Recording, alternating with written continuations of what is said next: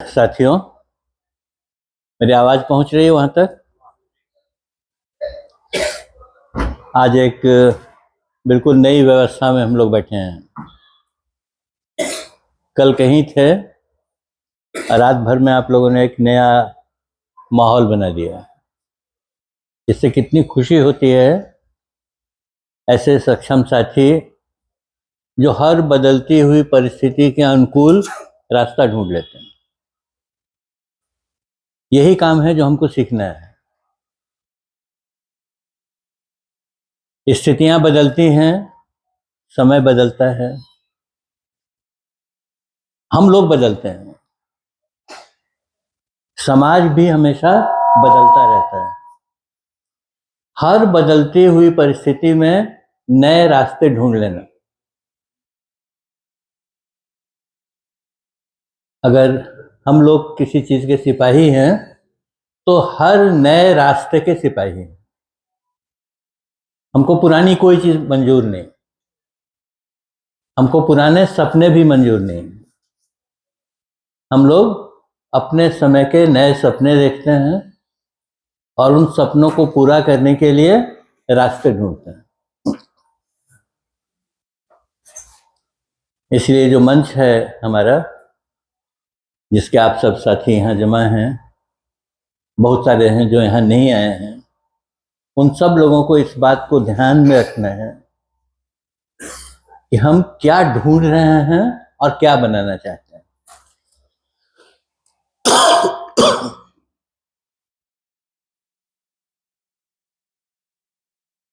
वो नारा आप लोग लगाते हैं ना, क्या जनता ही सरकार है।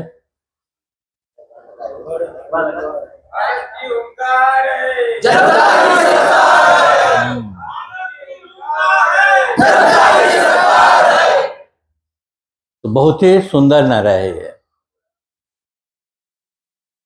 आप लोगों को अंदाज नहीं होगा शायद, या कुछ लोगों को मालूम भी होगा कि एक आंदोलन 1974 में बहुत बड़ा हुआ।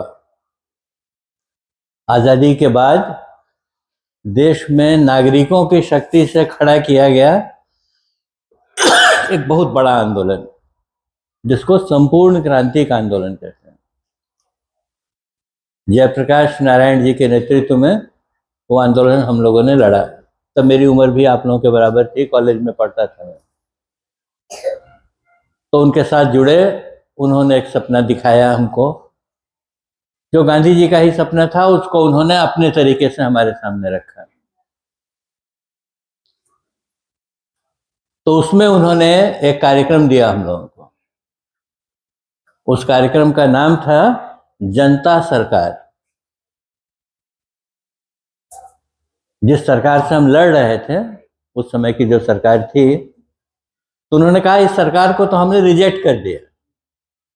ये सरकार बनी रहना चाहे लोकसभा में और विधानसभा में बैठी रहना चाहे तो बैठी रहे, हमने अपनी तरफ से इसको रिजेक्ट कर दिया। अब हम अपनी सरकार बनाएंगे। तो हम लोगों से कहा, जितने हम लोग लड़के थे उनको कहा कि अब तुम लोगों का काम है गांव गांव में जाओ और जनता सरकार का गठन करो।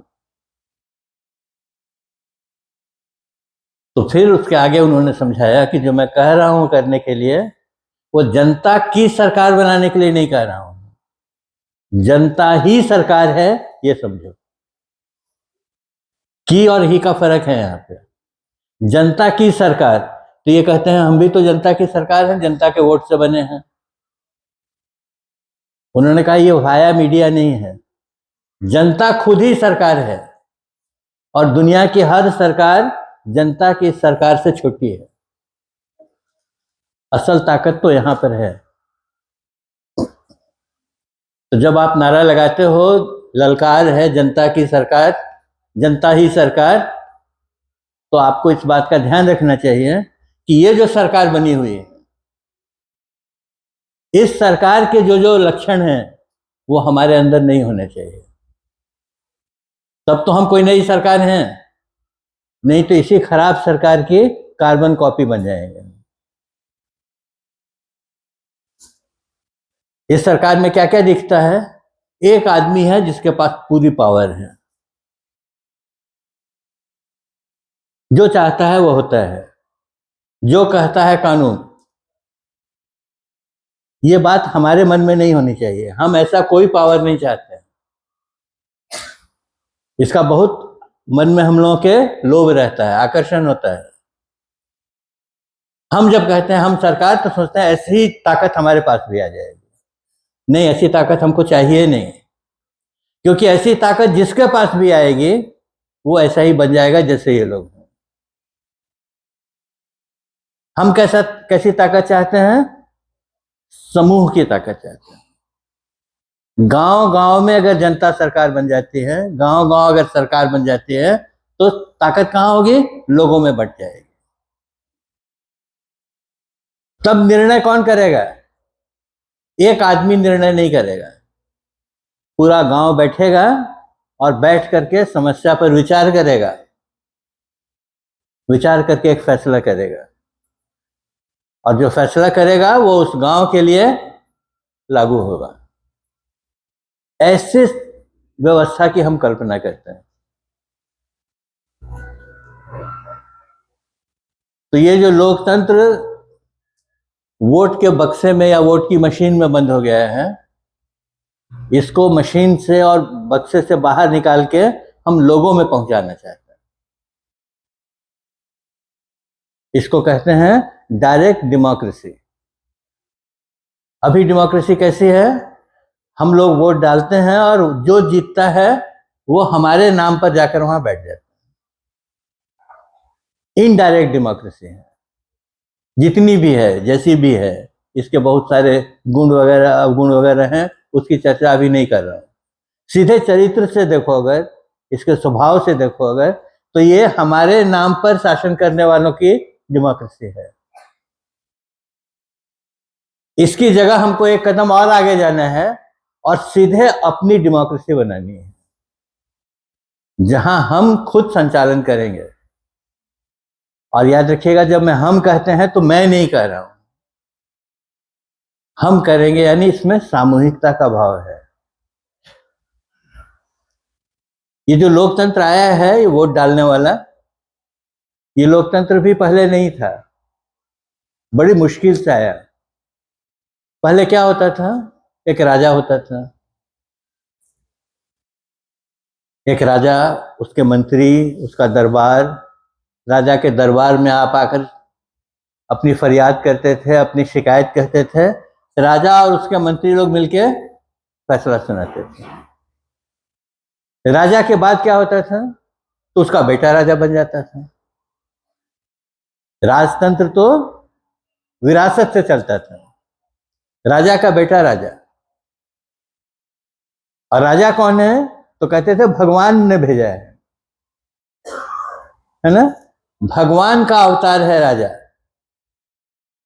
राजा का बेटा राजा। धीरे धीरे समाज में चेतना फैलने लगी। ये सवाल किसी के मन में उठा होगा उस समय के किसी समझदार आदमी के मन में, कि भाई ऐसा क्यों होना चाहिए कि राजा का बेटा ही राजा बने? राजा के बेटे से ज्यादा योग्य लोग भी समाज में हैं, उनको मौका क्यों नहीं मिलता है? तो कि नहीं, राजतंत्र में ये चलता ही नहीं है। राजतंत्र में तो विरासत से ही गद्दी मिलती है। तो उस समय आपकी तरह के लोग जो रहे होंगे, उन लोगों ने इस बात को फैलाना शुरू किया कि नहीं भाई, विरासत से लोकतंत्र नहीं चलता है, लोकतंत्र तो लोगों में से चलता है। तो क्या करेंगे भाई, लोग कैसे करेंगे? तो किसी ने एक रास्ता ढूंढा कि भाई इस तरह का अगर कुछ बनाया जाए कि सब लोग अपनी राय दें, उस राय में से जो निकले वो आदमी आगे आए। लोगों ने कैसा बेवकूफ आदमी है, इसको अकल भी नहीं, ऐसा कौन कर सकता है? ये तो बना हुआ सृष्टि का नियम है, राजा का बेटा राजा आराम से हो जाता है। चुनने उनने वाले कैसे होगा, चलेगा क्या ये तरीका? इतिहास अगर पढ़ेंगे आप तो करीब 100 साल तक की चर्चा है ये, 100 साल तक की लड़ाई है ये, जिस लड़ाई के बाद ये बात बदली कि नहीं भाई, चुनाव की कोई पद्धति निकालनी चाहिए।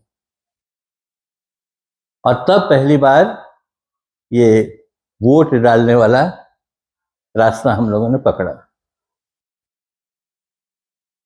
तो एक कदम आगे बढ़े। ये जो रास्ता निकाला, ये रास्ता फैलते फैलते सारी दुनिया में प्रचलित हो गया। अब बड़ा आसान लगता है, एक तारीख घोषित हो जाती है चुनाव आयोग की तरफ से, भाई यहाँ इस तारीख को वोट पड़ेगा, मशीन आ जाती है, हम लोग जाते हैं, लाइन लगा के बटन दबाते हैं, सब आराम से हो जाता है। आदत आ गई, समाज ने समझ लिया। अब पान की दुकान पर बैठा आदमी भी एक पार्टी बना लेता है, वो भी अपने 4 लोगों को खड़ा कर देता है। इतना आसान हो गया ये। कहने का मतलब यह है कि कोई भी नई चीज शुरू में तुमको लगती है कि मुश्किल होगी, जब अभ्यास करने लगते हो तो वो चीज आसान बन जाती है, हम समझ जाते हैं। यही जीवन की हर चीज में लागू होता है। कहीं ऐसी मशीन बन जाएगी कि हम दूर बैठे हुए आदमी की आवाज यहां सुन सकते हैं। ऐसा कभी सोचा था? लेकिन विज्ञान ने बना दिया। धीरे धीरे एक रेडियो नाम की चीज आ गई, बटन घुमाते हैं, आवाज आने लगती है, आदमी बोल रहा है अमेरिका में बैठकर और हम यहाँ सुन रहे हैं। फिर किसी का दिमाग में आया कि भाई सुनने से ही क्या है, देखना भी चाहिए कौन बोल रहा है। तो विज्ञान एक कदम और आगे बढ़ा, उस रेडियो में तस्वीर जोड़ दी, तो क्या हो गया, टेलीविजन बन गया। तो अब आवाज भी सुनते हैं और देखते भी हैं। इतना आसान हो गया। फिर कंप्यूटर आ गया, फिर उस कंप्यूटर को छोटा बना दिया और फोन में डाल दिया, जो हमारी जेब में आ गया। जो चीज पहले कहां कहां थी, वो आज रोज हमारी जेब में रखी हुई है, हम घूम रहे हैं। उस फोन में अब क्या क्या चीजें शुरू हो गई कि तुमको दूसरी किसी चीज की जरूरत ही नहीं है। एक फोन है तो सारी दुनिया तुम्हारे पास है। और आप देखोगे, आप भी अपने बारे में, अपने घर के बारे में सोचोगे, तो उस फोन को आपको चलाना जितना आता है, आपके बच्चे को उससे ज्यादा आता है। मैं तो अपने फोन में जब नहीं समझ में आता है कि क्या करना है, तो बेटे को कहता हूं देखो भैया क्या करना है, तो तुरंत बताता है ऐसे कर लीजिए, हो जाएगा। क्योंकि वो इस जमाने में पैदा हुआ है। ये जो पूरी टेक्नोलॉजी है वो उसके बचपन की दोस्त है, हमारी तो बहुत बाद में हुई। ये सब इसीलिए कह रहा हूं कि आप ये समझो कि नई से नई चीज भी आदमी धीरे धीरे ग्रहण कर लेता है और फिर उस्ताद बन जाता है। तो जब हम ये कहते हैं कि भाई डायरेक्ट डेमोक्रेसी होनी चाहिए, लोग खुद बैठें और अपने गांव का फैसला करें, तो कोई कहता होगा ऐसा कहीं होता है क्या? एक राय तो कभी बनती ही नहीं है। 4 लोग बैठते हैं तो 4 बातें करते हैं। आप कह रहे हो कि पूरा गांव बैठेगा और एक राय बनाएगा, ये तो संभव ही नहीं, हो तो नहीं सकता। मैं भी जानता हूं कि हो नहीं सकता है, मुश्किल होती है। लेकिन आज एक राय से ये पूरा शिविर तो चला रहे हो ना। आप में से बहुत सारे लोग होंगे जो कल तक एक दूसरे को जानते भी नहीं थे, लेकिन ये 4 दिन में ऐसी दोस्ती हो गई है कि लगता है कि भाई इनके साथ ही तो पैदा हुए। और तब यहां से एक निर्देश होता है, रातों रात इसको बदल के यहां ले आना है, और सब लोग जुट जाते हैं। सुबह किसी के चेहरे पर कोई निशान भी नहीं दिखता है, एक नई व्यवस्था खड़ी हो जाती है। जिस बात की धुन लग जाए, जो बात समझ में आ जाए, उसकी लत लग जाए, उसकी सोच लग जाए, वो काम हो जाता है और धीरे धीरे समाज उसको सीख लेता है और वो काम करने लगता है।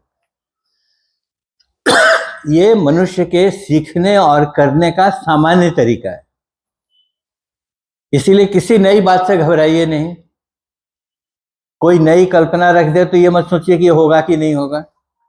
अगर अपनी बुद्धि कहती है कि कल्पना अच्छी है, भाई बात तो है, बात है तो होगी। कौन करेगा? हम करेंगे, क्योंकि हमको समझ में आई है। हमको आई है, आपको भी आएगी। हमको कोई अलग तरह से भगवान ने बना के नहीं भेजा है। हम सब लोग एक ही तरह से बने हुए हैं। हम सब के पास एक ही तरह की समझ है। सिर्फ उस बच्चे की तरह जो हमारे घर में है, वो आज पैदा हुआ है तो आज की टेक्नोलॉजी ज्यादा समझता है, हम शायद थोड़ी कम समझते हैं। तो विज्ञान, समाज, इंसान सब एक ही तरह से चलते हैं, एक ही तरह से सोचते समझते हैं। ये बात हमको अपने दिल में बिठानी चाहिए। नया सीखने का यही तरीका है। पता नहीं कब से आदमी जब से पैदा हुआ तब से आपस में झगड़ा करता है, लड़ता आया है, अलग अलग मौकों के लिए लड़ता आया है, अपने अधिकार के लिए लड़ता आया है। लड़ाई में हमेशा दो पक्ष होते हैं, एक जिससे तुम लड़ते हो और एक तुम जो लड़ रहे हो। ये दो नहीं हो तो लड़ाई नहीं हो सकती है। और तब लड़ाई का नतीजा क्या होता है? एक जीतता है और एक हारता है। हारता कौन है? जो गिर जाते हैं। अगर तलवार की लड़ाई है तो गर्दन कटनी चाहिए, तो जब सामने वाले की गर्दन कटकर नीचे गिरी तो हम जीते। जब सामने वाले के सीने में बंदूक की गोली लगी और वो गिरा तो मैं जीता। जीत और हार का तरीका सदियों से हमको यही सिखाया गया है।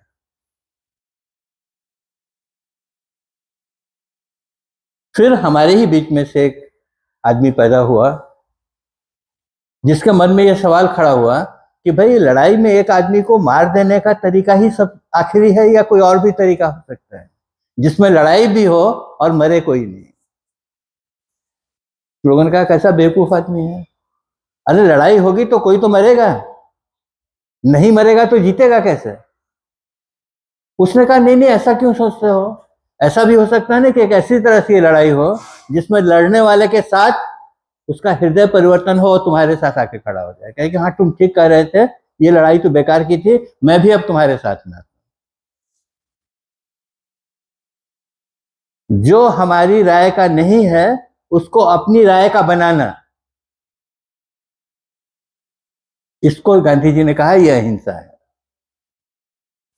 हिंसा में क्या था? जो मेरी राय का नहीं उसको खत्म कर देना, उसकी कहानी खत्म करो क्योंकि वो मेरी राय का नहीं है। गांधी जी ने कहा नहीं, एक ऐसी लड़ाई लड़ते हैं जिसमें जो मेरी राय का नहीं है उसको अपनी राय का बना लेना है, उसको अपने साथ जोड़ लेना है। अकेले थे, कल को दो हो जाए, ऐसी लड़ाई होनी चाहिए।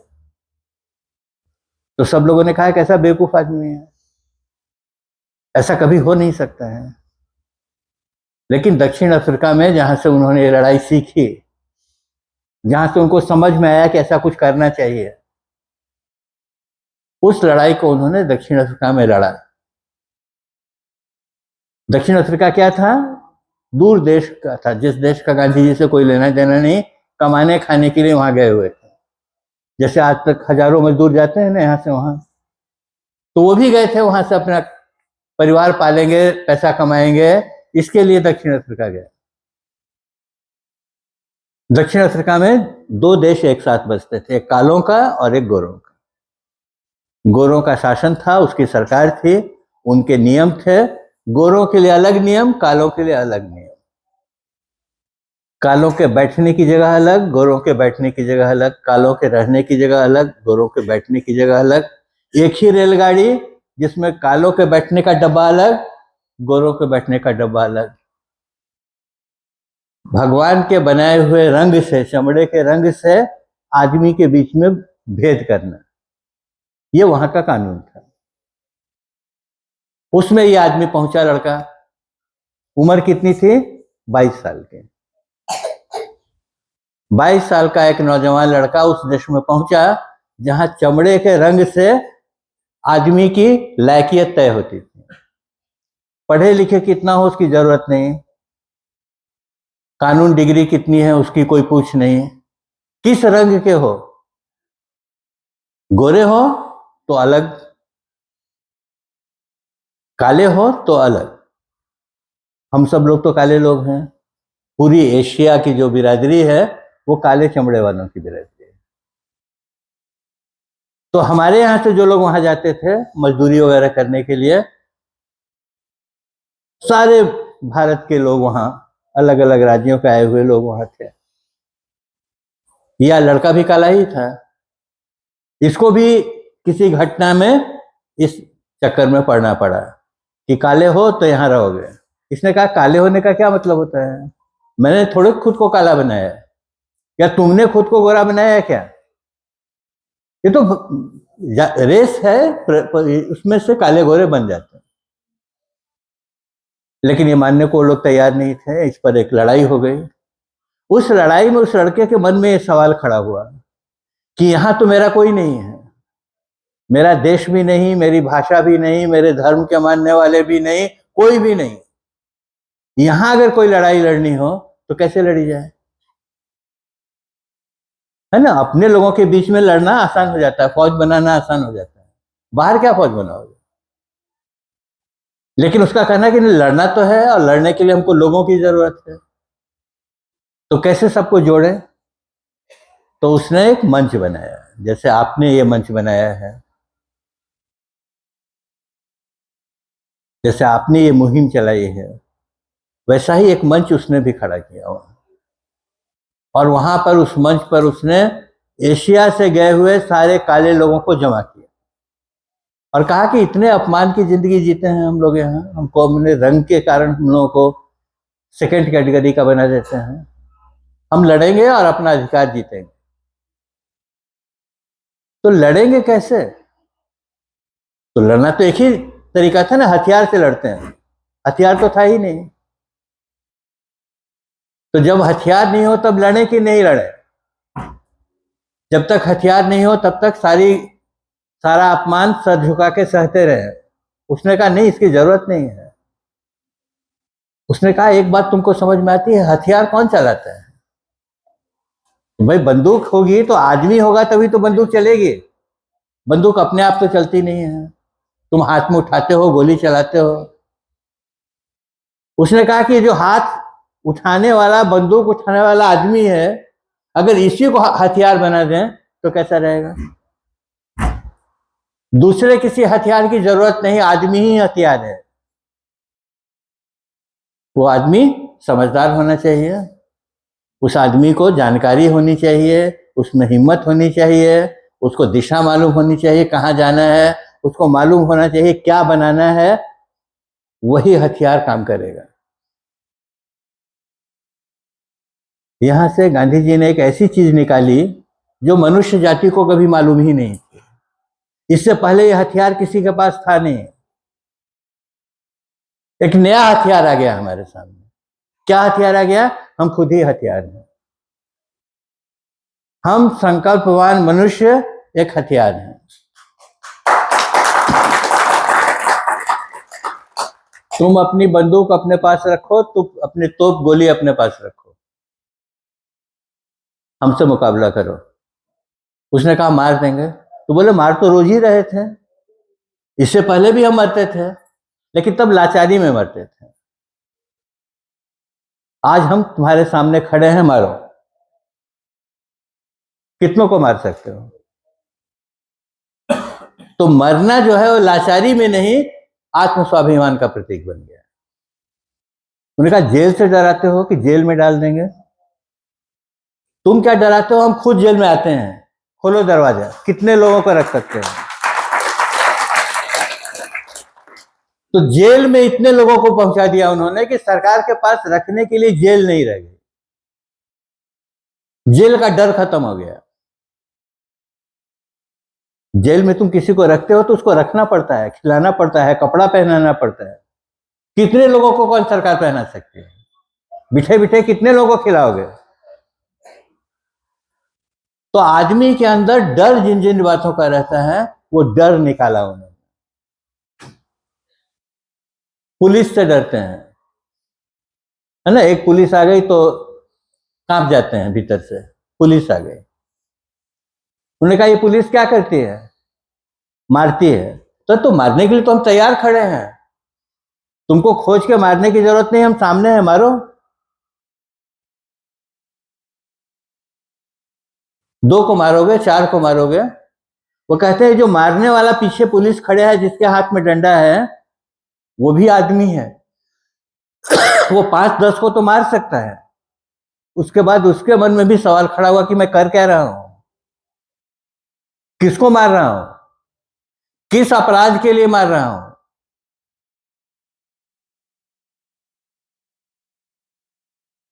बंदूक की गोली जो चलाता है, आदमियों को भून देता है। कहानियां पढ़ते हैं कि जो बंदूक की गोली चला के आदमी को मार देता है, उसके मन में भी पश्चाताप पैदा होता है, किया क्या मैंने।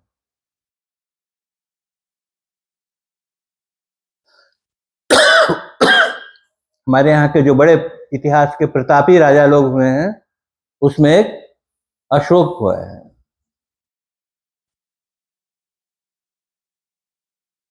अशोक इतना क्रूर, इतना बदमिजाज, इतना खराब राजा था कि उसको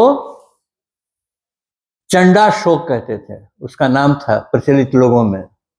चंडाल है जिसको कुछ भी करने में शोक नहीं होता, पछतावा नहीं होता, आदमियों को मारने में जिसको मिनट नहीं लगता। तो राज्य जीतता था उस समय, तो राजशाही में लोग राज्य जीतते थे। हर छोटे बड़े राज्य पर हमला करता था, मारता था, उसको अपने राज्य में मिला लेता था। मारते मारते उड़ीसा तक पहुंच गया। वहां कलिंग नाम का एक राज्य था जिसको उसको कब्जा करना था। ये सब इतिहास में पढ़िएगा, ये कहानी नहीं कह रहा हूं। कलिंग छोटा सा राज्य था, राजा भी कमजोर था, एक छोटा राजा था। राजा ने अपने लोगों को बुलाकर कहा, देखो अशोक हमला करने आया है, इसका मुकाबला सिर्फ जान देकर किया जा सकता है, इसको हम हरा नहीं सकेंगे, इसके पास बहुत बड़ी फौज है, बहुत हथियार हैं, इसका मुकाबला करने के लिए हिम्मत चाहिए। जबरदस्त लड़ाई हुई। कहते हैं कि 2 दिन तक अशोक की सेना की तलवारें गर्दन काटते काटते थक गई, इतनी गर्दनें कटी, और तब जाके कलिंग परास्त हुआ, हार गया। सारा कलिंग इस शमशान में बदल गया। तब राजा की सवारी निकली, जीत गया। अपने जीते हुए साम्राज्य को देखने के लिए घोड़े पर बैठकर निकला, रथ पर बैठकर आधी दूरी तक गया। उसके बाद अचानक उसके हाथ से तलवार छूट गई। उसने कहा, ये 2 दिन क्या किया हमने, हर तरफ कटी हुई लाश पड़ी है, हर तरफ कटी हुई गर्दन पड़ी है, खून पड़ा है, गिद्ध नोच कर खा रहे हैं आदमियों को, यही 2 दिन में जीता मैंने। ये क्या जीत हुई?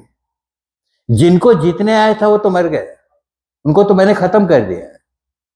अब ये जीत करके भी मैं क्या करूंगा, क्या मिलेगा इसमें मुझको? ये प्रश्न किसके मन में उठ रहा है? अशोक के मन में उठ रहा है, जो काट रहा था लोगों। और उस दिन उसने रथ पर ही प्रतिज्ञा की कि आज से लड़ना बंद करता हूं, ये मनुष्य का काम नहीं है। और उस दिन जो अशोक ने तलवार छोड़ी, उसके बाद वो बुद्ध का शिष्य बन गया। अपने देश में बौद्ध धर्म के प्रचार करने वाले राजाओं में अशोक पहले नंबर पर आता है। अशोक स्तंभ शायद आपके यहाँ भी कहीं होगा बना हुआ।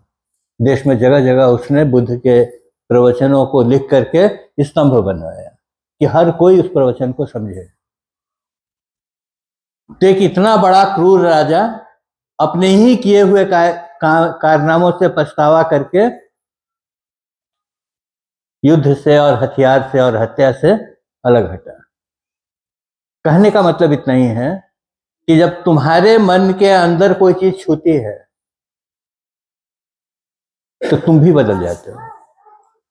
गांधी जी कहते हैं, ये अत्याचार करने वाले जो लोग हैं, जो कुछ समय अपने को बहुत बलशाली समझते हैं बस हम ही तो हैं जिसके कारण ये धरती टिकी हुई है, वो लोग भी जब परिस्थिति के सामने खड़े होते हैं तो उनका भी मन बदलता है। हमारी लड़ाई जो है, जिसको गांधी जी ने अहिंसा कहा, वो लोगों के मन को बदलने की लड़ाई है। तो जो अत्याचारी है उसका भी मन बदलेगा। आज हम अत्याचार के शिकार होते हैं, सर झुका लेते हैं। वो कहते हैं अरे शिकार होके सर क्यों झुकाते हो, सर कटाने के लिए तैयार हो जाओ, देखो काटने वाला थक जाएगा। यही बात तो महाभारत भी बताता है ना हमको। महाभारत की कहानी क्या है? जब 18 दिन का युद्ध खत्म हुआ और पांडव जीत गए, तब युधिष्ठिर कहता है कि जीत करके क्या मिला मुझको? मेरा सारा परिवार खत्म हो गया, मेरे सारे नाते रिश्ते खत्म हो गए, उनको मैंने ही मारा, अब मेरा कोई चाचा ताऊ भतीजा बचा नहीं है। मेरे 100 भाई थे कौरव, वो सब भी मार दिए। अब ये मुर्दों का शहर मुझको मिला है जिसके पर राजा मैं बनूंगा। उसने कहा तो व्यर्थ हो गया। लड़ाई के बाद कुछ सुख मिले तब तो उस लड़ाई का मतलब है, जिस लड़ाई में से विनाश निकले उसका क्या मतलब? तो राजपाट छोड़ करके पांचों पांडव कहां चले गए? स्वर्ग चले गए, यानी दुनिया से विदा हुए। यानी उतनी बड़ी लड़ाई के बाद भी तुम्हारे हाथ में बचा कुछ भी नहीं। गांधी कहते हैं पहले ही सावधान हो जाओ ना। इतना विनाश करने के बाद क्यों सोचते हो? विनाश करने से पहले थोड़ा सोच लो कि सब कुछ खत्म करके अगर हाथ में आया भी तो क्या आया। तो अहिंसा कोई बहुत बड़ा सिद्धांत उद्धांत नहीं है, बहुत जटिल बात नहीं जिसको समझने में बड़ी मुश्किल आती है। बस इतना ही कहते हैं वो कि जो सारी बातें लाचार होकर सहते हो, सर उठा के एक बार उसका मुकाबला करो। लाचारी से अपमान निकलता है, मुकाबला करने से बहादुरी निकलती है।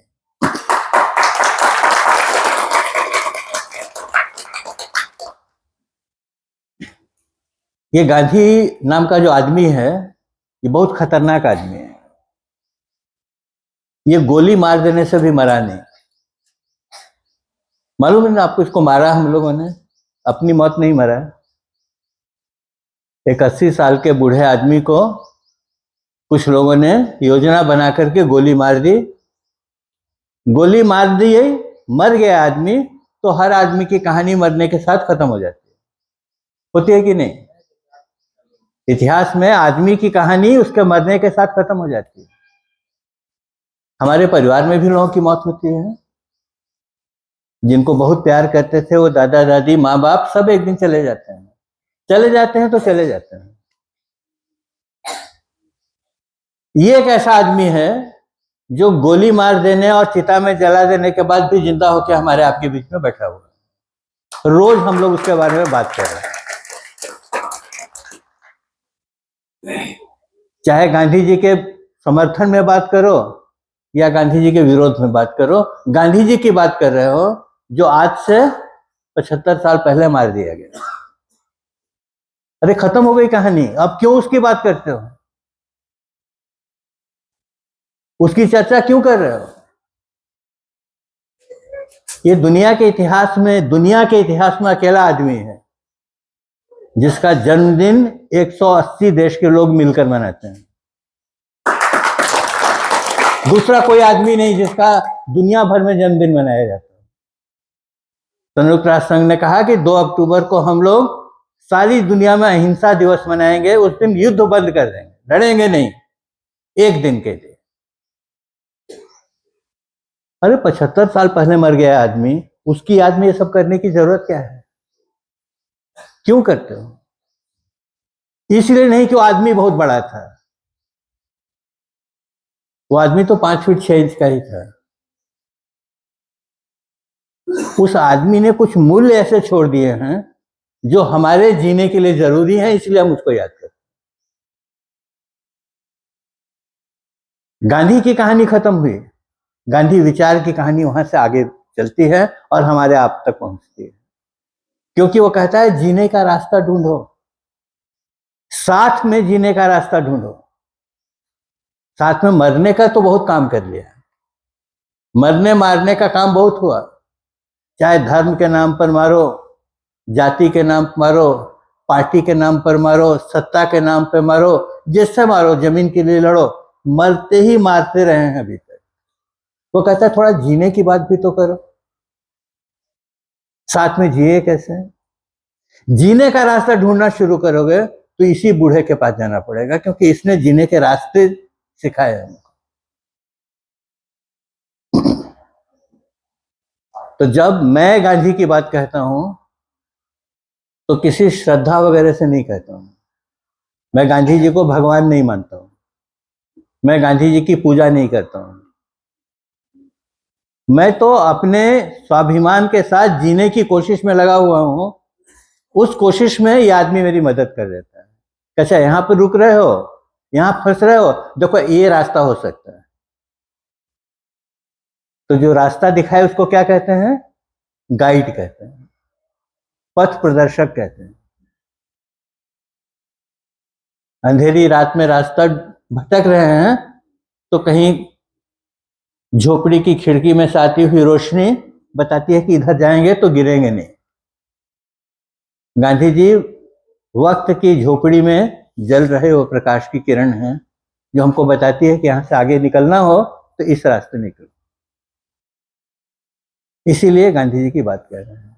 इसीलिए कह रहा हूं कि वो आदमी मरा नहीं मारने से भी, क्योंकि वो आज भी हमारे पास रास्ता बताता है ना। अभी बहुत बड़ी लड़ाई चल रही थी गजा में, इजराइल और फिलिस्तीन के बीच। ये लड़ाई, ये कहानी शुरू हुई थी गांधी जी के समय में। तब इजराइल बना हुआ नहीं था, इजराइल नाम का देश नहीं था। ये पश्चिम के जितने बदमाश देश हैं, अमेरिका वगैरह, इन शैतान लोगों ने बैठ करके अरबों की धरती पर जबरदस्ती एक देश को बना दिया, तलवार की जोर पर, कि ये देश यहीं रहेगा। उस दिन इजराइल का जन्म हुआ। उस दिन गांधी जी ने कहा दुनिया से कि ये जो काम कर रहे हो ये एक ऐसा घाव बन जाएगा जिसको कोई भर नहीं सकेगा। नासूर होता है ना, नासूर होता है जो घाव भरता नहीं है। उन्होंने कहा ये गलत काम कर रहे हो। दूसरे की धरती पर तलवार की ताकत से किसी दूसरे को बचा देना एक ऐसा घाव बना देना है जो इतिहास में जो कभी खत्म नहीं होगा। इसलिए इजराइल से कहा उन्होंने, क्योंकि इजराइल के जीव लोग जो हैं वो लोग गांधी जी के खासे दोस्त थे। दक्षिण अफ्रीका में जीव लोगों के साथ उन्होंने काम किया था। तो उन्होंने कहा मैं आपको समझाता हूं, आप इस देश में जाने से मना करो। आप कहो हमको कोई इजराइल नाम का देश किसी दूसरे की धरती पर नहीं चाहिए। लेकिन इजराइल ने उनकी बात नहीं मानी, जीव लोगों ने नहीं माना। गांधी जी ने अरबों से कहा ये जो कर रहे हैं इसके खिलाफ सत्याग्रह करो, 1 इंच भी धरती अपनी खाली मत करो, मर जाओ लेकिन जमीन नहीं छोड़ो, क्योंकि अपनी जमीन पर हम किसी को जबरदस्ती आने नहीं देंगे। लेकिन ध्यान रखना कि ये काम अगर हिंसा के रास्ते करोगे तो तुम भी इसी आग में जलकर मरोगे। इसीलिए रास्ता सत्याग्रह का है, जान देने की तैयारी करके इजराइल का विरोध करो। लेकिन अरब लोगों को भी वो हिम्मत नहीं हुई, और जिस दिन से इजराइल बना है उस दिन से आज तक दोनों एक दूसरे को मारने में लगे हुए हैं।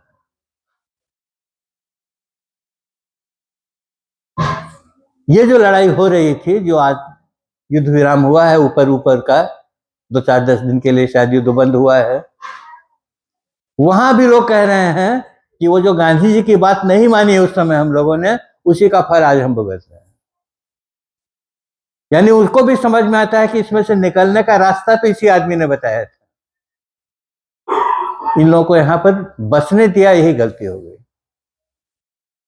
तो बसने से रोकना था, और रोकने का तरीका गांधी ने कहा लड़ना मत, सत्याग्रह करना, हटना मत अपनी जगह से। आज उस घाव को हम लोग झेल रहे हैं। ये गांधी जी का मतलब है। तो गांधी जी के सामने भी वो सारे सवाल थे जो आज आपके सामने हैं, हमारे सामने हैं। वो तो आजादी की लड़ाई लड़ रहे थे, तब तो हम लोग गुलाम थे। लेकिन उनके दिमाग में था कि ये जो आजादी मिलेगी उसके बाद जो लोकतंत्र बनेगा, उसमें जो पार्टियां बनेंगी, वो सब आपस में सत्ता को पाने के लिए एक दूसरे की हत्या करेंगी, एक दूसरे को छलावा करेंगी, बेवकूफ बनाएंगी, धोखा देंगे और तब उस पर कब्जा करेंगे। इसलिए उस गुलामी के समय में उन्होंने कहा ऐसी व्यवस्था अभी से बनाओ कि जब हमारे यहाँ लोकतंत्र आएगा उस समय इन सब चीजों पर हम काबू कर सकें। 30 जनवरी 1948 को उनको गोली मारी गई। 29 जनवरी यानी मरने से एक दिन पहले रात में बैठकर उन्होंने एक कागज लिखा जिसको कहते हैं गांधी जी का आखिरी वसीयतनामा, यानी अपने जाने से पहले जो लिख कर दे गए। उसमें जो बातें लिखी उन्होंने, उसमें एक बात ये लिखी कि जो डेमोक्रेसी आ रही है, तब कांग्रेस पार्टी और एक दो पार्टी थी, इतनी पार्टियां बनी भी नहीं थी। उन्होंने कहा इन सारी पार्टियों के बीच में वोट की चोरी हो गया, चोरी होने का काम चलेगा, एक दूसरे का वोट छीनने का काम चलेगा, धोखा देने का काम चलेगा। इसलिए हमको अभी से एक ऐसी तैयारी करनी चाहिए कि वोटर लिस्ट जो बनेगी वो गांव के हाथ में रहेगी। उन्होंने किसी चुनाव आयोग की बात नहीं की, ये नहीं कहा कि एक जगह पर सारा स्टोर करके रखा जाए, कहा नहीं, हर वोटर लिस्ट गांव में रहेगी। गांव के लोग बैठ करके वोटर लिस्ट में से नाम काटेंगे, क्योंकि गांव के लोगों को मालूम है कौन मर गया, गांव में खबर छिपती नहीं है, गांव को मालूम है कौन विस्थापित हो गया, गांव को मालूम है कौन नया आदमी आकर जुड़ गया। तो गांव में बैठकर लोगों के, गलत लोगों के नाम काटना, मृतकों के नाम काटना, नए लोगों के नाम जोड़ना, ये ट्रांसपेरेंट तरीके से हो सकता है। गांव में गड़बड़ करोगे दूसरा पकड़ लेगा तुरंत, क्योंकि गांव है 200 लोगों की आबादी है, 200 की लिस्ट तुमको संभाल के रखनी है। वो कहते हैं कि जब चुनाव आएगा उस समय गांव की जो लिस्ट है वही लिस्ट फाइनल मानी जाएगी, उसी को लेकर चुनाव आयोग वोटिंग कराएगा। ये बात कब कह रहे हैं? 1948 में मरने से एक दिन पहले, मारे जाने से एक दिन पहले। तब तो हमको पता भी नहीं था कि ऐसा कुछ हो सकता है, तब तो हमको अंदाज भी नहीं था कि वोट की ऐसी लूट होगी, किसी राहुल गांधी को वोट चोरी की बात कह करके लोगों के बीच में जाना पड़ेगा, मालूम ही नहीं था। उस आदमी को दिख रहा था कि जिस रास्ते जा रहे हो इसमें ये भी पड़ाव आने वाला है, इसलिए अभी से सावधान होकर इसकी व्यवस्था बनाओ। तो कल मैंने आपसे कहा था ना कि उन्होंने कहा था कि 7 लाख गांवों के लिए 7 लाख जिंदा शहीद चाहिए। वो जो शहीद वो सोच रहे थे, उसको एक काम ये भी दिया उन्होंने कि तुम्हारा ये काम है कि वोटर लिस्ट को हमेशा रिन्यू करो, साफ करो और तैयार करके रखो। निकाल पथ प्रदर्शक है, बताता है कैसे जाओगे। ये लोकतंत्र की यात्रा में ये सब पड़ाव आने वाले हैं, इसको कैसे पार करोगे। तो अगर उस रास्ते को समझकर हम लोगों ने पहले से थोड़ी तैयारी की होती तो आज बहुत सारी समस्या जो दिख रही है वो हल कर लेते हैं हम लोग। समस्या तो आएगी क्योंकि इंसान है, समस्या से डरना नहीं है, समस्या रोज नई नई पैदा होगी।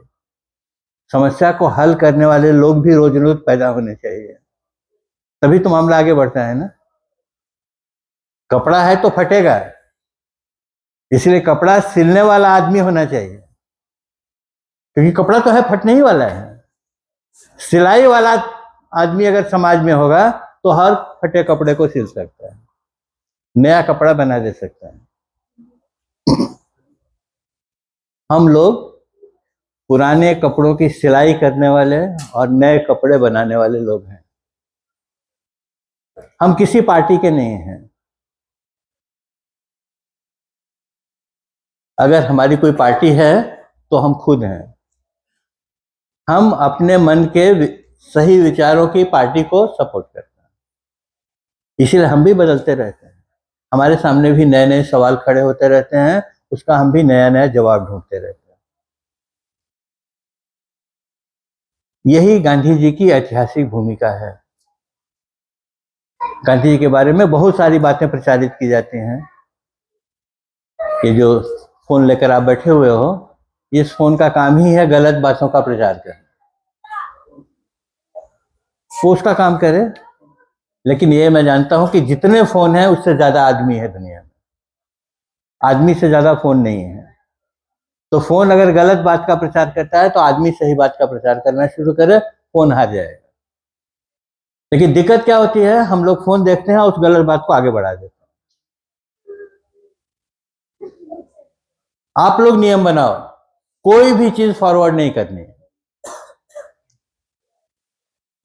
फॉरवर्ड करने का बटन ही इस्तेमाल नहीं करना है, क्योंकि उसमें 90% गलत बातें भरी है। तो एक जड़ तो वहीं कट जाएगी। ये सारा जो तंत्र खड़ा किया है इन्होंने, वो एक चुटकी में बंद हो जाएगा। टेक्नोलॉजी की सबसे बड़ी विशेषता यह है कि इसमें ऑन और ऑफ करने का 2 बटन होते हैं। ऑन करते हो तो बुराई शुरू होती है, ऑफ कर देते हो तो बंद हो जाती है। तो हम गलत बात का बटन दबाएंगे ही नहीं। तो अगर हम लोग इतने लोग जो यहाँ बैठे हैं ये बात समझ कर संकल्प करते हैं, तो समझो इनका खेल इतनी जगहों पर हम खत्म कर दे सकते हैं बगैर कुछ किए हुए।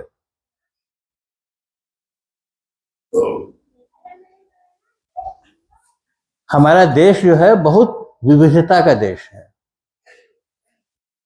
बहुत अलग अलग तरह के लोग यहाँ रहते हैं, बहुत अलग अलग तरह की मान्यताएं यहाँ रहती हैं। मैं हमेशा कहता हूं कि दुनिया का ये अकेला देश है जिसमें दुनिया भर के सारे धर्म रहते हैं। कोई धर्म बचा हुआ नहीं है जो हमारे देश में नहीं है। और फिर भी हम लोग दुनिया की सबसे पुरानी सभ्यता में गिने जाते हैं। तो यूरोप वाला कहता है कि भाई एक देश जो है उसका एक धर्म होना चाहिए। इसीलिए आप देखोगे यूरोप जो है मोटे तौर पे ईसाई लोगों का देश है, एक ही धर्म मानते हैं वो लोग। अरब की तरफ देखोगे तो अरब लोगों का एक ही धर्म है, इस्लाम को मानते हैं वो लोग। क्योंकि वो लोग कहते हैं कि भाई एक देश बनेगा तो उसका एक धर्म होना चाहिए, कई धर्म का देश कैसे हो सकता है। हम कहते हैं भाई जरा हमको भी देखो, हम लोग तुमसे भी पहले से हैं दुनिया में, और हमारे यहाँ सभी तरह के धर्म हैं, और हम लोग साथ में रहते हैं, हजारों साल से साथ में रहते हैं। यानी कोई विज्ञान ऐसा भी है जो इतने सारे लोगों को साथ रहना सिखलाता है। कैसे रहेंगे, टकरा जाते हैं, कभी उनकी बात से हमको चोट लगती है, कभी इनकी बात से हमको चोट लग जाती है। एक ही नियम मन में बना के रखो, जिससे दूसरे को चोट लगे वो बात करनी नहीं, बस बात खत्म हो गई। इतना आसान फॉर्मूला है, क्योंकि सबसे बड़ा इंसान है, इंसान से बड़ा कोई धर्म नहीं। अगर इंसानियत सबसे बड़ा धर्म है तो उसका बुनियादी नियम है कि जिससे दूसरे को तकलीफ होगी वो काम करना नहीं, वो बात बोलना नहीं, वो व्यवहार करना नहीं। इतना अगर सीख लिया तो सब लोग साथ में रहने लगते हैं। धर्म क्या चीज है? संभाल कर चलने की कला को धर्म कहते हैं। किसी चीज को संभाल लेना, धारण कर लेना धर्म है।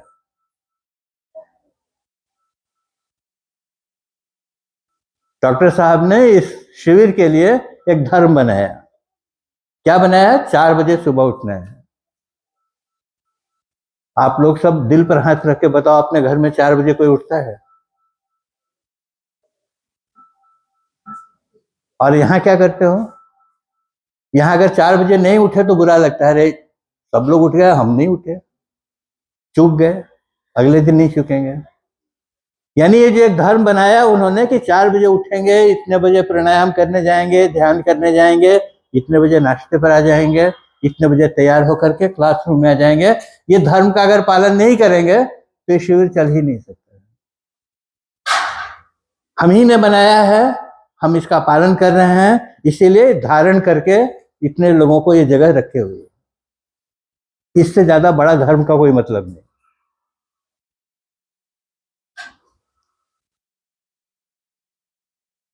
पाँच 500 लोग हैं तो व्यवस्था चल रही है, आप बता रहे हैं और हम लोग चल रहे हैं। लेकिन 5 लाख लोग होंगे तब क्या करेंगे? तब कुछ और व्यवस्था सोचेंगे, कुछ और तरीका ढूंढेंगे, क्योंकि 5 लाख लोगों को संभालना है अपने को। तो उस समय जब 5 लाख लोगों को संभालने की व्यवस्था सोचेंगे तो आज की व्यवस्था से थोड़ी भिन्न व्यवस्था बनेगी। वो एक नया धर्म हो गया। तो अपने वक्त के समाज को संभालने के लिए बनाई हुई व्यवस्था को धर्म कहते हैं। समाज बड़ा होने लगता है, समाज बदलने लगता है, समाज में नौजवानों की आकांक्षाएं बदलने लगती हैं। उन सब को संभालने के लिए तुमको एक नए तरह की व्यवस्था बनानी पड़ती है। इसीलिए इतने तरह के धर्म दुनिया में बन गए। ये धर्म भगवान ने नहीं बनाए हैं, खुदा ने नहीं बनाए हैं, ऊपर से नहीं पैदा हुए हैं, नीचे से नहीं निकले हैं, विष्णु के नाखून से भी नहीं निकले। ये सब यहाँ से निकले, आदमी की समझ में से पैदा हुए हैं। किस बात के लिए? आदमियों को संभाल कर रखने के लिए। इसीलिए दुनिया का हर धर्म सच्चा धर्म है और हर धर्म का आदर करना अपना काम है, क्योंकि उसने भी एक समय हमको संभाला है। कहते हैं ना हम लोग, कृष्ण की दो माँ थी। एक माँ ने कृष्ण को जन्म दिया था, क्या नाम था उनका? देवकी। और एक माँ ने कृष्ण को पाला था, क्या नाम था उनका?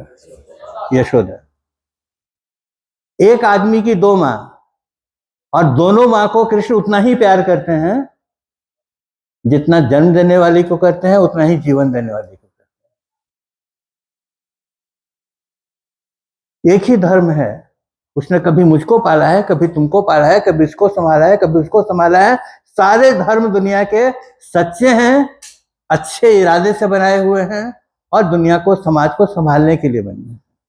हम बदलते जाते हैं तो व्यवस्थाएं बदलती जाती हैं। इतना साधारण है धर्म को समझना। हम लोगों ने इतना विकराल बना दिया है कि एक दूसरे से डर लगता है। डरते इसलिए हैं कि इंसान से डरते हैं, डरते इसलिए हैं कि उसके पीछे नंबर जुड़ा हुआ है, कितने लोग हैं जो इसको मानते हैं।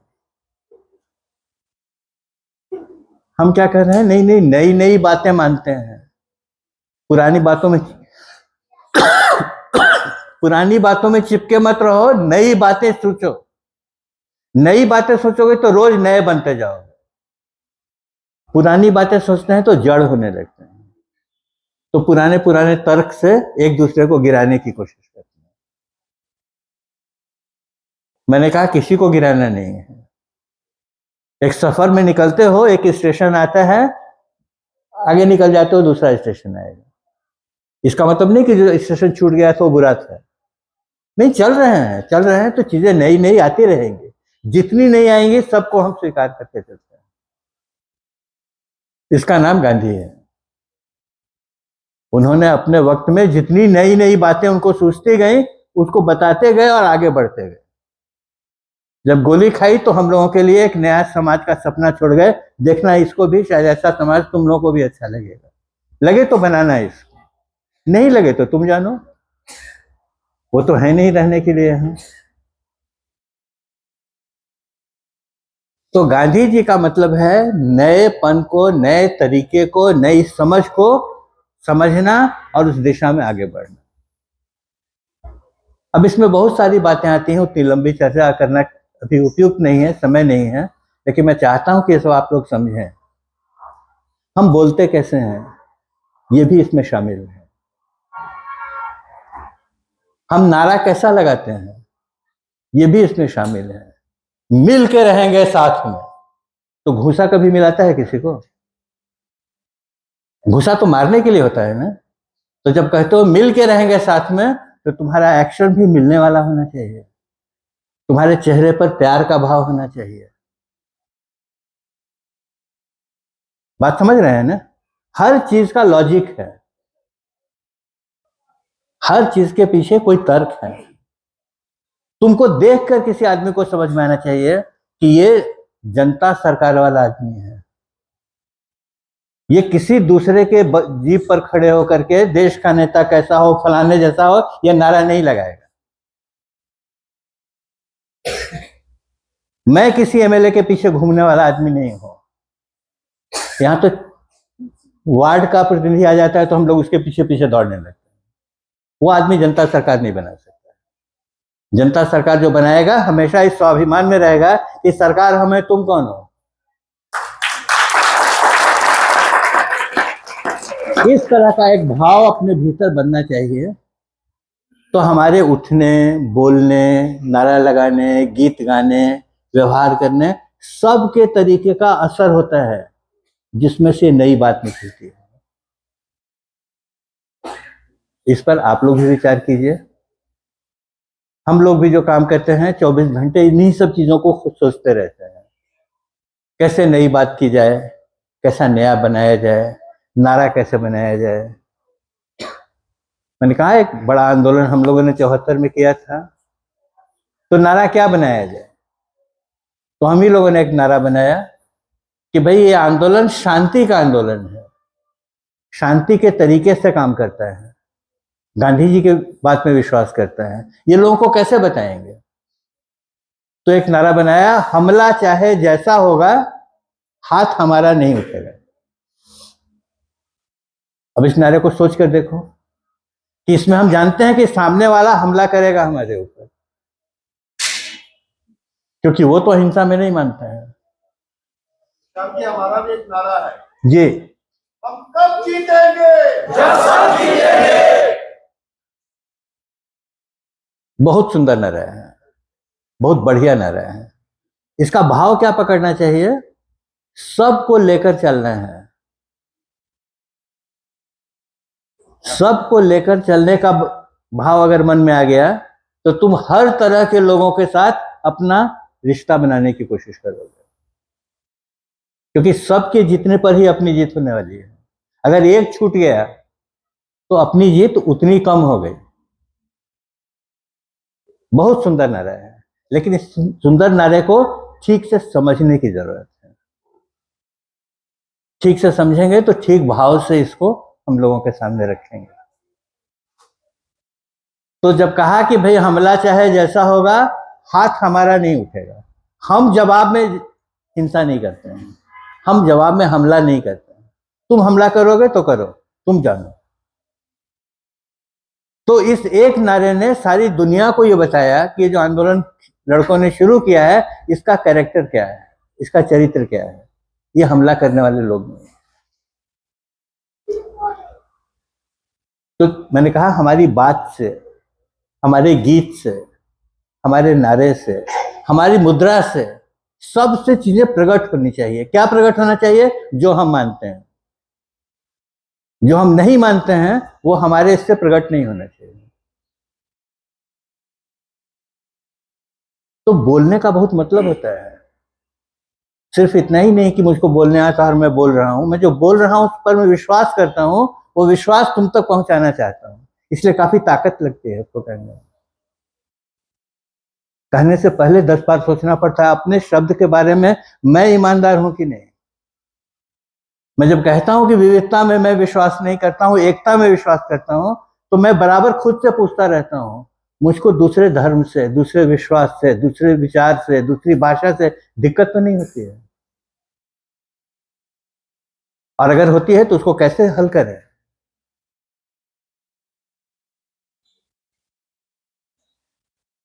तो ये सारा जो शील है, ये अपने जीवन में उतरता है तो हम ज्यादा प्रभावशाली बनते हैं। कल मैंने आखिरी बात कही थी, वही बात कह के खत्म करता हूं कि तलवार तो है, उस पर धार अच्छी नहीं चढ़ी हुई। तलवार पर धार ऐसी होनी चाहिए कि लगाया तो गर्दन कट जानी चाहिए। वो तलवार लेके क्यों घूमते हो जिसमें कोई धार ही नहीं है? हम सब लोग अपने विश्वास की तलवार हैं। हमारी धार खूब मजबूत बनानी है, यानी इस विचार को ठीक से समझना है। तुम विचार को ठीक से समझे हो कि नहीं, इसकी भी एक कसौटी है कि तुम विचार दूसरे को समझा सकते हो कि नहीं। जिसको तुम समझा नहीं सकोगे वो तुम समझे भी नहीं। तो खुद पर कितना काम करना है? तलवार मांझनी है तो पढ़ाई होनी चाहिए, सुनाई होनी चाहिए। सुनना भी एक गुण है।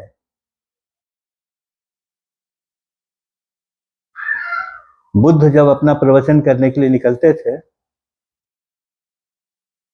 उस समय तो इंटरनेट भी नहीं था, ये तुम्हारा मोबाइल भी नहीं था। तो क्या उस आदमी ने कैसे किया संवाद लोगों से? तो घूमता था, जगह जगह जाकर महीनों बैठ जाता था और अपनी बात कहता था। तो श्रावस्ती नाम की नगर में वो पहुंचे, तो जो सेठ था श्रावस्ती का, जो उसको नगर श्रेष्ठी कहते थे उस समय, उसने उनका स्वागत किया। उसने उनका खेमा जो था उनका, जहाँ वो रहते थे, वो सब जगह तैयार कराई। जैसे आज निलियम ने हम लोगों को जगह दी है, वैसे ही उस समय का जो कुछ रहा होगा उसने उनको जगह दी। बुद्ध का प्रताप बहुत बड़ा था, उनका नाम बहुत बड़ा था। तो उस नगर श्रेष्ठी ने कहा उनसे कि भगवान एक दुख है मुझको। बोले क्या हुआ? तो बोले कि मेरा बेटा जो है वो अब मेरी बात नहीं सुनता है। वो तो बहुत बड़ा व्यापारी था, नगर श्रेष्ठी जो था, तो चाहता था कि उसका बेटा अब उसका व्यापार संभाले, उसकी उम्र हो गई है। और बेटा कहता था मुझको कुछ इसमें दिलचस्पी नहीं, मैं तो अपनी दुनिया में रहता हूँ। तो बोले वो कुछ भी ध्यान नहीं देता है। तो बुद्ध ने कहा ऐसा करो, उसको मेरे पास भेज दो। तो बोला कि यही तो मुश्किल है, मैं उसको कहूंगा तो आपके पास आएगा ही नहीं। क्या नहीं कहना तुम उसको कि मैं चाहता हूं कि वो आए, मिले मुझसे। तो नगर श्रेष्ठी ने अपने बेटे को बुलाकर कहा कि भाई ऐसे ऐसे महात्मा आए हुए हैं, सारे देश में इनका नाम गूंजता है, तुम भी जाकर मिलो। तो कहा बकवास, इन लोगों में मेरा कोई भरोसा नहीं, बाबा बुआ क्या होते हैं, महात्मा उत्मा मैं कुछ नहीं जानता। तो इसने सोचा कि अब क्या करें। इसने कहा देखो, अगर तुम उसका भाषण सुनने जाओगे, उनकी बात, तो शाम में जब लौट के आओगे तो एक स्वर्ण मुद्रा दूंगा तुम। तो लड़का चौंका, बोला अच्छा स्वर्ण मुद्रा दोगे? तो बोला हाँ हाँ दूंगा, तुम उनका भाषण सुन के आओ, उनकी बात सुनकर आओ, शाम में एक स्वर्ण मुद्रा तुम्हारी। लड़का दूसरे दिन चला गया उनकी बात सुनने के लिए। सुनकर शाम में आया, बोला मेरी स्वर्ण मुद्रा लाओ। तो उसने दे दी स्वर्ण मुद्रा। कहा कल अगर जाओगे तो 2 स्वर्ण मुद्रा दूंगा। बोला अरे वाह, दूसरे दिन भी चला गया बात सुनने के लिए। फिर शाम में आया तो उसने 2 स्वर्ण मुद्रा दे दिए। कहा अच्छा परसों अगर जाओगे तो 3 दूंगा।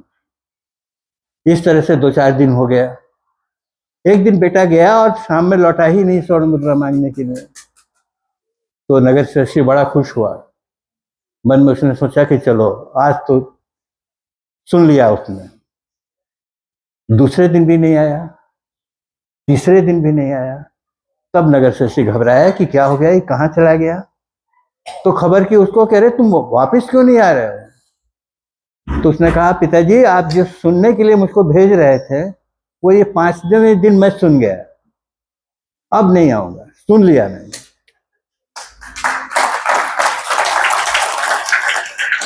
दोस्तों ये सुनना जो है ये भी एक कला है। मैं बोल रहा हूं, आप सामने बैठे हैं, इतने से सुनना नहीं होता है। जब आप अपना मन खोलकर बैठते हो, ये जो कह रहे हैं इनकी एक एक बात मेरे भीतर जानी चाहिए। जानने के बाद मैं रिजेक्ट भी करूंगा, स्वीकार भी करूंगा, वो मेरा अधिकार। लेकिन इनको सुनने के लिए तो मैं खुल कर बैठा हूं, सब पुरानी बातें भूल कर बैठा हूं, क्या कह रहे हैं मैं सुनना चाहता हूं।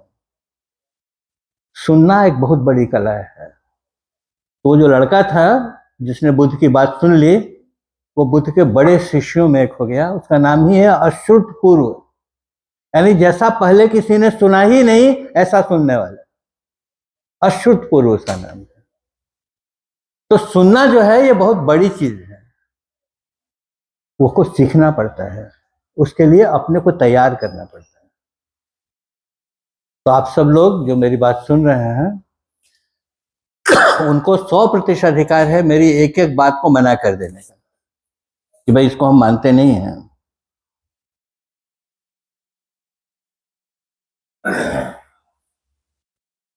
सवाल जवाब का अगर रखेंगे तो मैं कर सकता हूं, लेकिन तब बात थोड़ी लंबी हो जाएगी। एक सवाल मेरे पास भोजपुर के मनोज कुमार यादव जी ने भेजा है, मैं जरूर उसकी बात कर सकता हूं, लेकिन तब तय हेडमास्टर साहब को करना है कि ये चलेगा कि नहीं।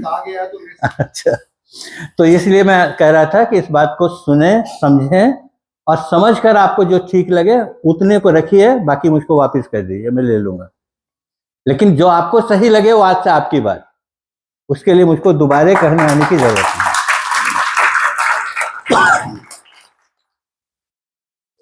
मनोज जी ने जो सवाल पूछा है, कहाँ है मनोज जी?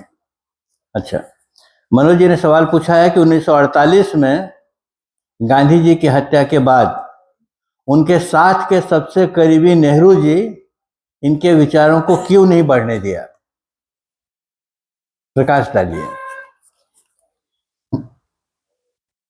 अब तो न गांधी जी हैं न नेहरू जी हैं, तो मैं गांधी जी की तरफ से भी नहीं बोल सकता हूं और नेहरू जी की तरफ से भी नहीं बोल सकता। मैं जो समझता हूं वो बताता हूं। ठीक यही बात जो अभी मैं आपसे कह रहा था, ठीक यही बात जवाहरलाल नेहरू से भी मैं कहूंगा कि आप सुने ही नहीं। गांधी जी ने जो कहा वो सुना नहीं आपने। आपने सिर्फ उनके सामने बैठे रहे। सुनने के लिए जो तैयारी होनी चाहिए थी वो जवाहरलाल नेहरू की नहीं थी। करीब होने का मतलब करीब बैठना नहीं होता है। करीब होने का मतलब विचार के नजदीक जाना होता है। तो सिर्फ जवाहरलाल नेहरू का नाम क्यों लिखा मनोज जी ने? और भी सब लोगों के नाम लिख देते। साथी भी लिखा आपने, ठीक कह रहे हैं आप, साथी भी लिखा है। तो गांधी जी के तो बहुत सारे साथी थे ना उस समय। पहली पंक्ति के लोग देखिएगा तो सरदार वल्लभ भाई पटेल थे, जवाहरलाल नेहरू थे, राजेंद्र प्रसाद थे, मौलाना आजाद थे, आचार्य कृपलानी थे और बहुत सारे लोग थे। इन सब लोगों से पूछना चाहिए कि भाई जिस आदमी के इतने नजदीक बैठते थे, रात दिन साथ में थे, उसको सुना क्यों नहीं? और सुना तो ऐसी देश कैसे बन गया? अगर सुने होते, नाम लेके कहूं तो अच्छा नहीं लगता है लेकिन फिर भी कहता हूं, अगर राजेंद्र बाबू ने गांधी जी को सुना होता तो 300 कमरे के महल में जाकर रहते नहीं, क्योंकि गांधी जी तो झोपड़ी में रहते थे ना। झोपड़ी में रहते ही नहीं थे, सबको कह दिया था। आजादी से पहले कहा था कि जो राष्ट्रपति भवन है जिसमें वाइसराय रहता है 400 कमरे का, ये आजाद भारत में हॉस्पिटल बना दिया जाएगा। इतने में कोई आदमी थोड़ी रह सकता है। ये सार्वजनिक हॉस्पिटल बन जाएगा, 400 कमरों का अस्पताल रहेगा। ये जानते हुए भी राजेंद्र बाबू उसमें जाकर रहे और पूरे 10 साल तक रहे। उसके बाद हर राष्ट्रपति वहीं जाकर रहता है। ये द्रौपदी मुर्मू भी वहीं रहती हैं, जो आदिवासी समाज से आई हैं, जिस समाज में एकदम छोटे से घर की कल्पना है, क्योंकि सत्ता का घर कहीं बड़ा होता है। सत्ता की तामझाम अलग होती है। हर आदमी को उसी की आकांक्षा है, आपको नहीं होनी चाहिए। इसीलिए मैंने उस समय कहा, हमारे जनता सरकार तो सरकार की कल्पना अलग है, वो सरकार नहीं जो आज की है। तो किसी ने नहीं सुना, नहीं सुना तो ऐसी हालत बना के रख दी। इसमें उन बेचारों का दोष भी नहीं है, क्योंकि सुनने की कला नहीं थी उनके पास। कला तो हर कोई सीखते सीखते आती है ना। तो जवाहरलाल नेहरू हो या उनके सब लोग हो, किसी ने ठीक से सुना नहीं। सुना नहीं तो उसकी कीमत आज हम लोग अदा कर रहे हैं। लेकिन अदा कर रहे हैं यानी लाचार नहीं है, हम सुनकर आगे बढ़ने की कोशिश कर रहे हैं। हम नई दिशा में आगे बढ़ रहे हैं। बाधा जो आएगी वो भी देख लेंगे। तो मनोज जी को अभी छोटे में इतना ही बताता हूं कि सवाल सिर्फ जवाहरलाल नेहरू का नहीं है, हम सब लोगों का है, जो नई बातें सुनते हैं कान से, दिल से नहीं। परिवर्तन होगा जब दिल से सुनना शुरू करें। बस अभी इतनी ही बात कहता हूं।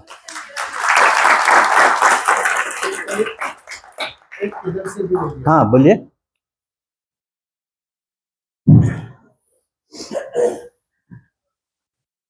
गांधी जी की सेना के बारे में या विदेश नीति के बारे में क्या? सेना रखनी चाहिए बॉर्डर पर, ऐसा कि वो अहिंसा को माने। देखिए, गांधी जी ने अहिंसा की बात कही, लेकिन गांधी जी वो आदमी हैं जिन्होंने दोनों विश्व युद्ध देखा। गांधी जी के बारे में हम लोग को गलतफहमी नहीं होनी चाहिए। गांधी जी वो आदमी हैं जो मिलिट्री में शामिल हुए, लेफ्टिनेंट कर्नल का पोस्ट मिला, लड़ाई के मैदान में जाकर खड़े हुए, लाशें उठाई बंदूक की गोलियों के बीच में से और भागे। यानी हिंसा को अपनी आंखों के सामने देखा था उन्होंने, उसमें शामिल हुए थे। गांधी जी की अहिंसा जो है वो हिंसा के अनुभव में से निकली हुई है। मैंने आपसे कहा गांधी जी ने 2 विश्व युद्ध देखे हैं, दुनिया का विनाश कैसे होता है वो देखा है। उनकी अहिंसा 2 विश्व युद्धों की परीक्षा में से गुजरी हुई अहिंसा है, तो कमजोर आदमी की अहिंसा नहीं। लेकिन गांधी जी एक प्रैक्टिकल आदमी है, वो आज़ादी की लड़ाई लड़ रहे हैं, ये जानते हुए भी कि अंग्रेजों को हटाने के बाद भी गुलामी हो सकती है, जैसी गुलामी हमारी हो गई है, उसका भी रास्ता ढूंढूंगा, लेकिन पहले तो इनको हटावे। ये बाहर के लोग आकर हमारे सर पर क्यों बैठे हैं? तो प्रैक्टिकल आदमी है। तो इसीलिए कोई पूछता है उनसे, गांधी जी के आखिरी दिनों के समय में पाकिस्तान ने पहला हमला किया हमारे ऊपर कश्मीर लेने के लिए, तो उसका मुकाबला कौन करता? तो फौज जा रही थी। तो गांधी जी ने लिखित फौज को आशीर्वाद दिया, तुमको क्या सिखाया गया है? सीमा की रक्षा करना। तुम केला खाने के लिए नहीं रखे गए हो, जाओ और उनका मुकाबला करो, निकाल बाहर करो उनको। ये गांधी जी की अहिंसा है। उन्होंने कहा कि मैं जिस अहिंसा की बात कर रहा हूं उसमें मैं अभी वहां नहीं पहुंचा हूं कि बाहरी हमले का मुकाबला कैसे किया जाए। मैं खोज रहा हूं वो रास्ता, खोजूंगा तो दुनिया के सामने रखूंगा कि इस रास्ते का मुकाबला होना चाहिए। आज नहीं है तो आज मैं नहीं कह रहा हूं कि फौज न जाए, वहां जाए फौज, मुकाबला करे उसका। लेकिन तुम सोच के देखो कि अगर दुनिया भर के देशों की रक्षा फौज से ही होनी है, तब साथ में रहना कैसे सीखा हमने? फौज का तो विकास हुआ, हमारा विकास हुआ क्या? हमको एक ऐसी परिस्थिति बनानी है जिसमें कोई दूसरा मुल्क दूसरे मुल्क पर हमला ही न करे। हमला क्यों करते हैं? साम्राज्य बढ़ाने के लिए करते हैं। हमला क्यों करते हैं? उनके रिसोर्सेज, उनके संसाधनों पर कब्जा करने के लिए करते हैं। ये असमानता अगर खत्म होगी दुनिया से, हम लोग एक दूसरे की मदद करना सीखेंगे, तो एक दूसरे पर हमला करने की जरूरत नहीं पड़ेगी, तब शायद फौज की जरूरत नहीं पड़ेगी। लेकिन तब तक, जब तक है तब तक तो फौज है। फौज है तो फौज को अपना काम करना चाहिए, फौज को अलर्ट रहना चाहिए, फौज के पास संसाधन होने चाहिए, लेकिन पागल की तरह नहीं कि दुनिया अपने नागरिकों का पेट काट करके हम बम बनाएंगे, तब बेवकूफ कहलाएंगे। हम समझदार कब कहलाएंगे? जब उतनी फौज हम रखेंगे और उतनी फौज की तैयारी रखेंगे जितनी अपनी सुरक्षा के लिए जरूरी है। बम अपनी सुरक्षा के लिए जरूरी नहीं, बम सुरक्षा करने की चीज ही नहीं है, बम विनाश करने की चीज। जब बम गिरता है तो उसका जहर ये नहीं देखता है कि हिंदुस्तानी है कि पाकिस्तानी है, वो दोनों तरफ एक ही तरह से लोगों को मार देता है। तो कहते हैं ना, शिव भगवान जब अपना तीसरा नेत्र खोलते हैं तो विश्व भस्म हो जाता है। वो तीसरा नेत्र बचाने का हथियार नहीं, विनाश करने का हथियार है, उसकी जरूरत नहीं है हमको। तो फौज की, हथियार की, सबकी मर्यादा है। मर्यादा क्यों है? क्योंकि आदमी सबसे बड़ा है। तो सीमा के पार वो मरे या हम मरे, मरता तो आदमी ही है ना, और आदमी को बचाना है। इसलिए साथ रहने के तरीके ढूंढने हैं। हम चाहे यहां से कितनी भी भाषणबाजी करें, पाकिस्तान नक्शे पर जहां है वहीं रहेगा। पाकिस्तान के लोग मस्जिदों में जाकर जितना भी अजान करें, हिंदुस्तान जहां है वहीं रहेगा। तब क्या करना पड़ेगा? हिंदुस्तान पाकिस्तान को पड़ोस में रहना सीखना पड़ेगा, क्योंकि पड़ोस तुम्हारे कारण से बदलता नहीं है, पड़ोस तुमको बना बनाया मिलता है। देश भी बने बनाए मिलते हैं। तो जिस देश के पड़ोस में हो उसके साथ रहने का रास्ता ढूंढो। पाकिस्तान को भी हिंदुस्तान के साथ रहने का रास्ता ढूंढना पड़ेगा। वो कुछ भी कर ले, हम हिलने वाले नहीं हैं। तो गांधी जी कहते हैं कि ठीक है, कुछ मतभेद हैं आपस के, लेकिन रास्ता तो ढूंढना पड़ेगा ना। तो विदेश नीति जो आप पूछ रही थी, तो गांधी जी तो कोई सरकार में थे नहीं कि उनको विदेश नीति बनाने का मौका मिलता, और आज़ादी के बाद 5 महीने के अंदर तो हम लोगों ने उनकी कहानी ही खत्म कर दी। नहीं तो बाद में शायद और भी नई बातें हम लोग को समझ में आती हैं। आप जानते हैं गांधी जी विभाजन के विरोधी थे। वो नहीं चाहते कि देश टूटे और पाकिस्तान बने, लेकिन बन गया। वो कहानी लंबी है, वो कहानी भी जाननी चाहिए अपने को, क्या क्या हुआ था, लेकिन बन गया। लोगों ने कहा गांधी जी तो हार गए, क्योंकि उन्होंने कहा था देश नहीं टूटेगा, टूट गया। गांधी जी 30 जनवरी को गोली खाने से पहले जो काम कर रहे थे, उसमें एक काम ये कर रहे थे कि अपने 2 साथियों को उन्होंने पाकिस्तान जिन्ना से मिलने के लिए भेजा। और क्या कहने के लिए भेजा? कहा कि जाकर जिन्ना को बताओ कि मैं फलानी तारीख को हिंदुस्तान से हिंदुओं की टीम लेकर के पाकिस्तान आ रहा हूं, और पाकिस्तान आने में मैंने तो भारत सरकार से पासपोर्ट मांगूंगा और न पाकिस्तान सरकार से वीसा मांगूंगा। बिना वीसा और पासपोर्ट के मैं पाकिस्तान आ रहा हूं। जवाहरलाल चाहे तो मुझको भारत में गिरफ्तार कर ले, जिन्ना चाहे तो मुझको पाकिस्तान में गिरफ्तार कर ले।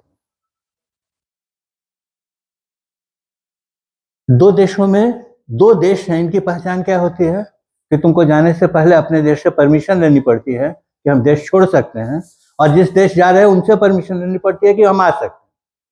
उन्होंने कहा ये 2 परमिशन अगर खत्म कर दो तो देश ही खत्म हो जाएगा।